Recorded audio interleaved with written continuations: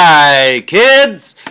Alright, I'm going to do a little instructional video for you about work power and how it all relates to energy and how you can find work, how you can find power if you have a graph, if you have an equation, all that good stuff. So this is going to be a short little instructional video. If you want more specifics on how to solve problems, then watch one of the other videos. But this will be a general instructional video. So first of all, okay, that we know this is true. Work equals force times the distance that the force is applied. If you look on your equation sheet, you will see a little parallel thing there. That is to remind you, this equation only works. Get it? Works. This equation only works if the force is constant and if F and D are parallel to one another. So what do I mean by that? So let's talk about that. So let's say, for example, I have a random box. I know that looks just like a box.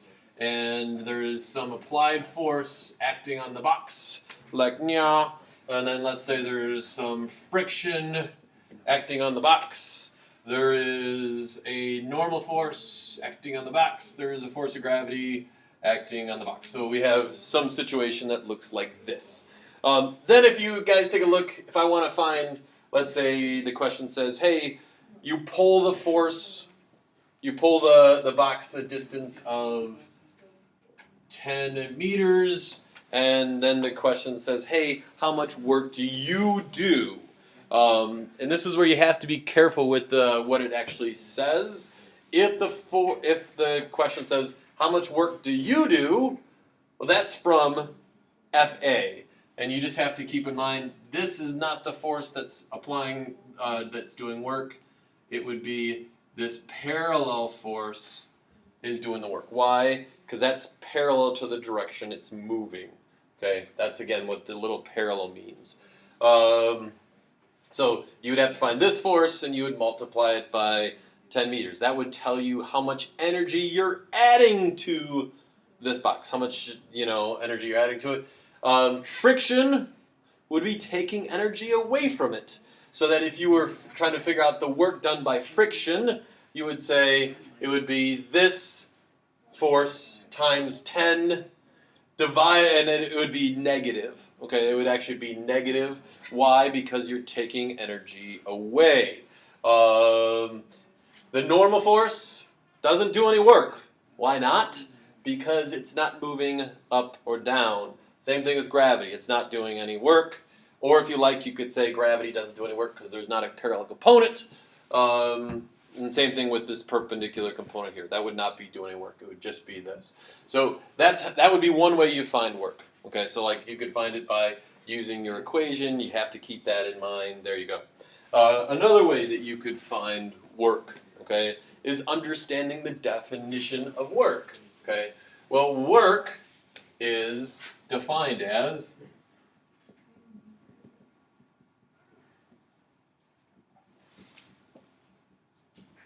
work is defined as the change in energy. So, for example, if you add or if you do work to a box, that box is going to gain energy.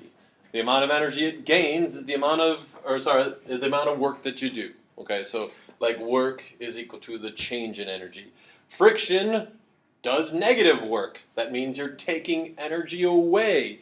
That would equal to the amount of like how much energy you're losing. Okay, so that's another way you could approach it is, hey, if you want to find work, like, are you doing work? Well, are you changing an object's energy? If the answer is yes, you're doing work. If the answer is no, you're not doing work. Okay, so there we have that. Okay. Thirdly, the last way you could do it is you could do it graphically. So I've talked about, hey, mathematically, that was the first. I kind of talked about verbally, that was the second. Mathematically, how could you find work? Well, you could, graphically, if you were to think about this equation, so like if I had something that looks like this, if I have F and if I have D, now a lot of times, again, if I wanted to use this, okay, I would have to have a constant force. So if you're applying this much force for this much distance, Okay? Well, I could find the area of that, and it would tell me my work. Ta-da! Area. Like, hey, look, area is force times distance. And this is where, guys, if you have something that is not a constant force, well, when is that? That would be something like a spring. If you pull on a spring, the force gets more and more and more. Like, I can't use this equation. So, like, if there's a question that says, hey, find how much work you do, well, you would have to then kind of graph it out. So let's say you had some situation where, let's say, like, for example, you were pushing a car with a bathroom scale, and you started pushing like this, and then you got tired, so like you know, eventually you weren't pushing it at all anymore because you're getting really tired. You know, then if you wanted to find the work that was done, you would have to find the area of this whole piece. That area would be the work. So like, if the force is not constant, you can't use this equation because it doesn't work. But if the force is not constant, then you would have to do something like this where you find the area. And then last, power is just defined as the rate you do work. So like power is work divided by time. So like if there's ever a question that says, hey, find the power, then you could do it really easily just by saying, hey, what is the rate that I'm doing work? By the way, just so you guys understand it, if your force is constant, I would have force times distance over time. If you look, well, I have d over t. So like, it could be, again, don't memorize that. Understand where it comes from, where this would be the force times the speed that it's going, and that would tell you your power. Okay. But yeah, hopefully that helps. Hopefully that makes sense. Bye, kids.